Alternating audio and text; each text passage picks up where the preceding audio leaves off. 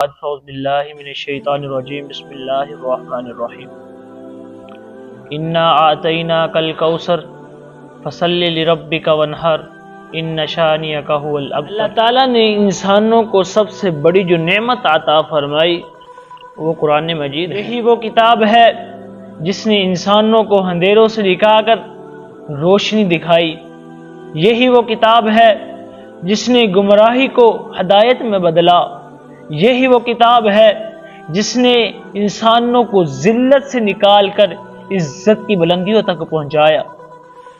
تو قرآن مجید وہ کتاب ہے جو کبھی کبھی بڑی بڑی صورتوں سے انسان کو سبق دیتا ہے اور کبھی کبھی چھوٹی اور مختصر صورتوں سے انسان کو قیامت تک کے لیے سبق۔ ایسی ہی ایک صورت جو سورۃ الکوثر ہے، جو قرآن مجید کی سب سے چھوٹی صورت ہے، مگر سب سے چھوٹی صورت ہونے کے باوجود اپنے معنی مفہوم میں ایک سمندر سمایا۔ اللہ جل نے قرآن مجید میں ارشاد فرمایا انا اعطیناک الکوثر، اے محبوب ہم نے آپ کو کوثر عطا کیا ہے۔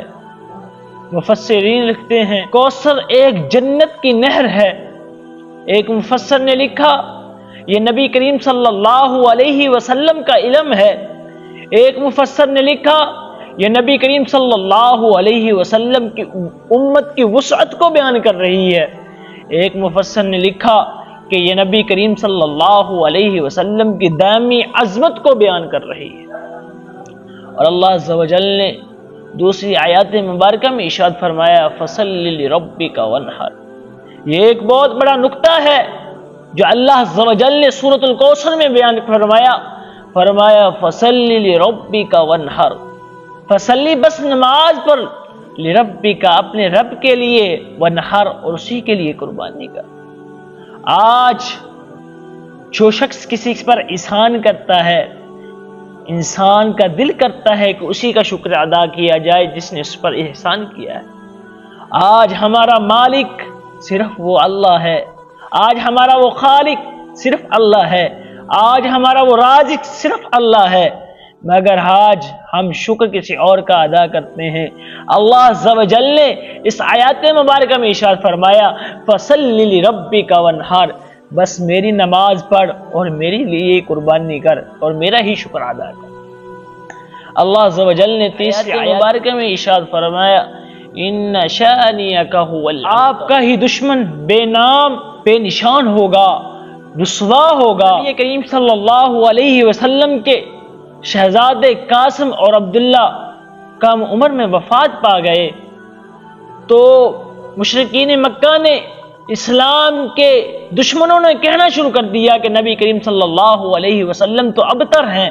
اللہ تعالیٰ نے سورۃ الکوثر کو نازل فرما کر یہ ان کو جواب دیا ان شانئک ھو الابتر، اے محبوب بے شک آپ کے دشمن بے نشان بے نام اور رسوا ہونے والے ہیں۔ آج آپ نے دیکھ لیا ہے کہ ابو جہل اور ابو لہب اور جو بھی نبی کریم صلی اللہ علیہ وسلم کو ابتر کہتے تھے سب مٹ گئے ہیں، اور نبی کریم صلی اللہ علیہ وسلم کا نام کونے کونے پہ لیا جا رہا ہے اور قیامت تک لیا جائے گا۔ نبی کریم صلی اللہ علیہ وسلم نے سورۃ الکوثر کی فضیلت بیان کرتے ہوئے فرمایا کوثر ایک جنت کی نہر ہے، اس کے کنارے سونے کے ہیں اور اس کا پانی دودھ سے زیادہ سفید ہے، اور فرمایا اس کی مٹھاس شہد سے زیادہ ہے۔ اور نبی کریم صلی اللہ علیہ وسلم نے دوسری روایت میں ارشاد فرمایا کوثر وہ نہر ہے جو اللہ عز و جل مجھے قیامت کے دن عطا فرمائیں گے۔ راضی رحمہ اللہ تعالی تفسیر کبیر میں فرماتے ہیں جو بندہ سورۃ الکوثر سے محبت کرتا ہے یا سورۃ الکوثر کو اپنا معمول بنا لیتا ہے، اس کو سورۃ الکوثر کو بار بار پڑھتا ہے، اللہ عز و جل قیامت کے دن اس کو نبی کریم صلی اللہ علیہ وسلم کے ہاتھوں سے جام کوثر عطا فرمائے گا۔